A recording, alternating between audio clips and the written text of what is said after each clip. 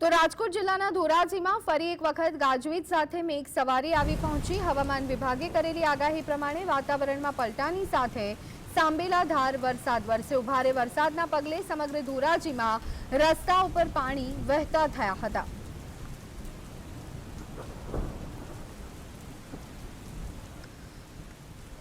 તો ધોરાજીમાં મેઘરાજાએ વધુ એક વખત ધબધબાટી બોલાવી છે। વધુ એક રાઉન્ડ ધોરાજી શહેરમાં જોવા મળી રહ્યું છે। ધોરાજી શહેરમાં મેઘરાજાની ધમાકેદાર બેટિંગ જોવા મળી રહી છે।